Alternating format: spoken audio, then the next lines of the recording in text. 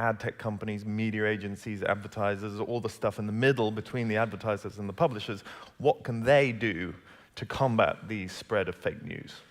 I think the fake news discussion was concentrated too much on publishers and platforms.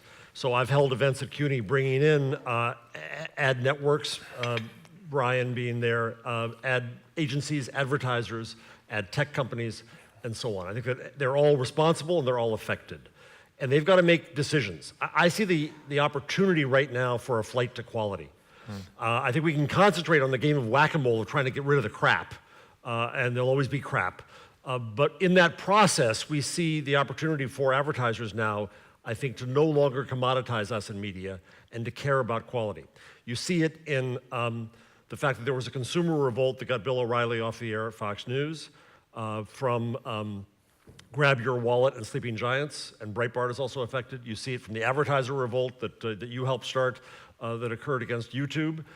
You see it in Google. Ben Gomes, the head of engineering, said that Google is now going to start accounting for reliability, authority, and quality.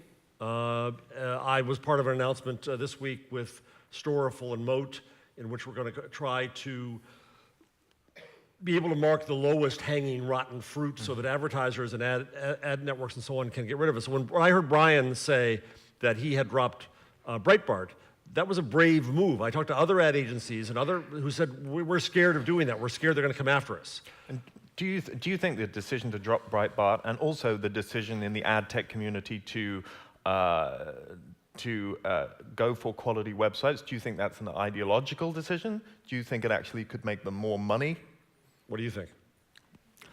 Well, I mean, I think that what we've seen recently, as you probably as you have written about on numerous occasions, is that there seems to be a backlash against fake news and against news that is unverified. And we've seen in the increased subscriptions to the New York Times and in increased interest in other quality outlets, a desire on the part of a significant demographic in both the UK and the US to have verified, properly researched content. And the desire for that is, I think, mirrored by a similarly new desire in advertisers and brands to have their content, to have their brand only advertised next to quality content.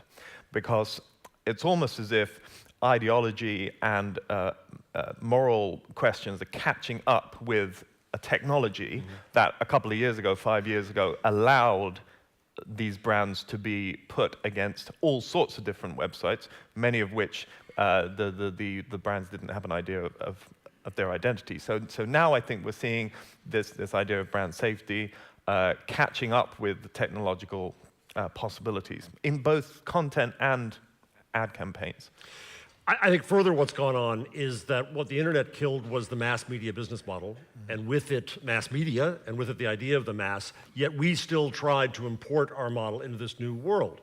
And so we tried to go purely for reach, and reach alone leads you inevitably to clicks and Kardashians. I would even argue that reach alone is what got us Donald Trump. He is the clickbait candidate. Media profited by his entertainment appeal. So I think one of the interesting questions is if you were advising an ad tech company or if you were advising a media agency and you had some pretty compelling stats that said, in relation to this brand, what we want to do to increase our sales is to have as wide a reach as possible. And actually, we don't really care where we show up, even if it means that we end up kind of funding or promoting websites or philosophies that we don't personally agree with. If you had a choice between advising them to do that in order to maximize their revenue for shareholders, or only advertise in a more narrow group of websites, which trumps which, ideology or income? Two quick answers. I think we journalists live in constant danger. I heard the head of an ad agency say that he has clients now coming to him saying, keep me away from controversy, which is to say, keep me away from politics. And he said it's a very short step to keep me away from news. Yeah. And so there is a safe way to go, is to go to PAP out there. Yeah. So the further question, so there's a few questions. One is, will advertisers pay a premium for safety, quality, or a good society? Unknown, absolutely unknown. And they're going to have to pay a premium because there's going to be a scarcity of those sites. I would advise them that in the long run, their association is going to affect them. They can look at it as a safety, brand safety issue, as a PR issue. The sleeping giants is going to come after you, and you're not going to know what hit you. But I could also argue, probably less successfully, that it's a responsibility, corporate responsibility issue. And what I found when I was talking to people within the media agency framework was that at the moment, there's almost an economic incentive to drive brands towards this long tail of crap. Because it's cheaper. Because A, it's cheaper, and B, the supply chain is so murky at the moment, and the advertisers don't have audit rights over any contract apart from the direct contract that they have with the agency, that there's a whole structural weakness between the advertiser and the publisher that incentivizes advertising on shitty websites. What do you think about that? So when you saw that happen around YouTube and the ISIS stuff, which is what you exposed in the Times, yes. So the weakness, you think, was in the lack of transparency in the infrastructure? Well, or yeah. not caring and the low price beat all? Well, that's right. So the first set of stories that we did, which highlighted jihadist and inappropriate content on YouTube, focused not on YouTube and Google's position, but on the position of the media agencies. And what we actually found from talking to insiders was that the media agencies were able to exploit the opacity of the market by racking up huge profits in their programmatic divisions, which weren't visible to the client itself. And that provided an incentive to kind of package a kind of, you remember like the financial crisis, they had the CDOs with everything packaged up all together. It's kind of the same thing where you had some quality content, but underneath it was a whole bunch of long-tail crap. Who were the bad guys in that chain? The bad guys were the media agencies who exploited their very powerful position. Well, the next stage of the investigation, it kind of became apparent to me that whatever the result, whatever the consequence of the media agencies, the result was that the inappropriate content was focused largely on platforms that were owned by Google. And that was largely YouTube and third-party websites displaying GDN, Google Display Network advertising. So then, at that stage, the focus of the investigation switched to the responsibility that Google had for monetizing inappropriate content through advertising. And that raises, in my mind, questions about Google's own structure, particularly on YouTube, where until the recent changes, where they should be applauded for, but until recently, they were basically allowing extremists to join Google's AdSense program and automatically monetize extreme videos on the platform. It's very hard to tell because no figures are released. To be honest with you, I'm not going to stand here and say that some of these extremists were making millions of pounds. There was one guy called Wagdi Ghonim, who's an Egyptian cleric who was banned from the UK for inciting terrorism, whose YouTube channel has had maybe more than 1 million views. So if you're assuming that maybe posters earn $5 for every 1,000 clicks on videos that get put on their videos. We're not talking peanuts, we're not talking millions, but we're not talking peanuts. And at some point, and you'll agree with this because you're an ideologist, we have to talk about ideology. And the ideology... Because I work with the Guardian. The ideology of linking advertisers economically to extremists was obviously damaging from that respect. So let's reprise the argument we started backstage. What is the responsibility? The gloves are off. of the that's why we're here. So we might as well get to it. Yeah. The responsibility of the platforms. And I'll start with me. I say that we in media keep trying to put the round peg of the platforms into the square hole of media. We look at the world godlike in our own image. We think everything is trying to be us and trying to be media. And I say that no, the platforms are different. They are utterly, completely different. That Facebook is a connection company to people. Google is a connection company to information. And that if we try to put them in our square hole, then with regulators, we risk putting them in the position of becoming the editors and the censors of the world, and that worries me. Now, I recognize the price of openness is trolling. Look at Twitter. Sure. Right? If you're truly open, you get crap. Facebook doesn't want a cesspool of an experience. Google is now making changes, as I said, in this experience. But, so they do have responsibility in terms of, I think, especially the advertising side. But in terms of allowing things to be on their platform, I'm more open about that, I think. And I don't want them to be in a position to say what's good and what's bad, what's true and what's not. Certainly, we don't want them to do that. You?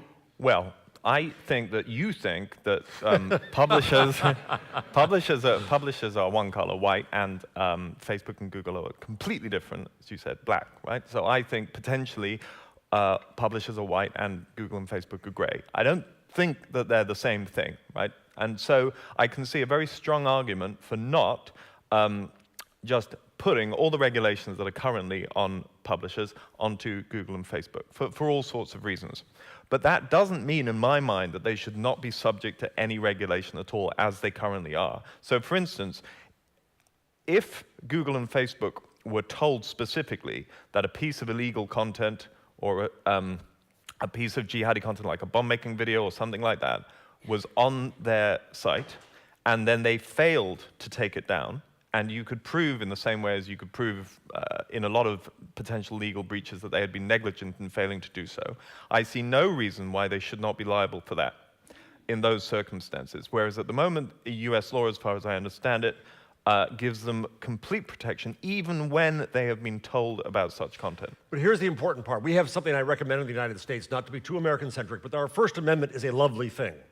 It's the reason that the paper upstairs transferred Snowden's documents to the New York Times, because they were protected there and not here. Sure. And so we also have an online First Amendment, in the essence, in Section 230, which creates a safe harbor that allows conversation. To me, the important thing It's disingenuous to compare the First Amendment with Section 230.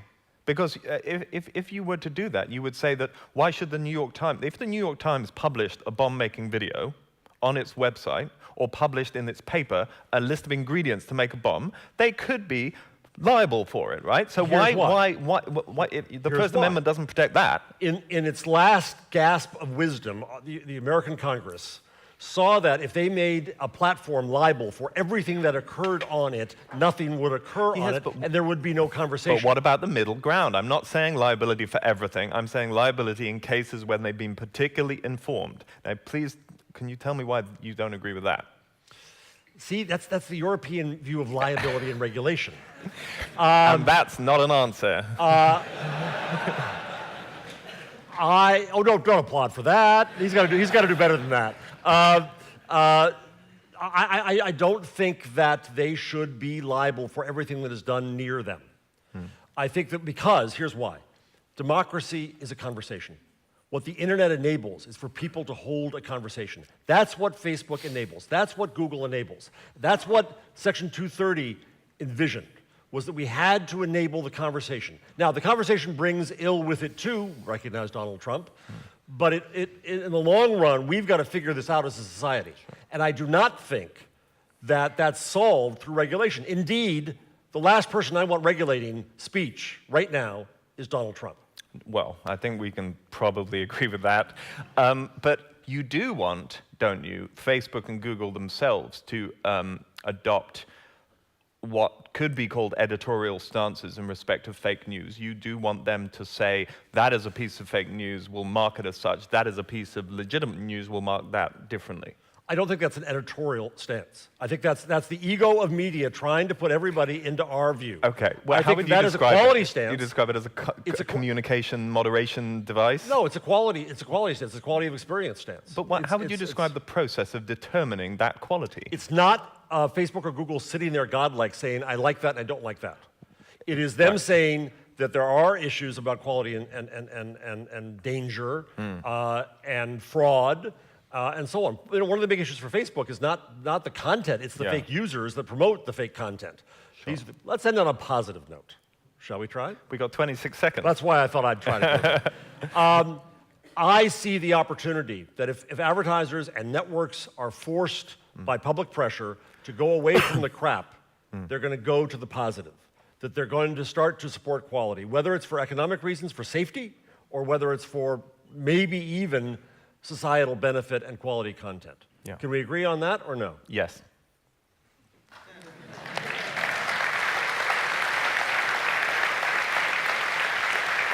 Thank you very much. Thank you.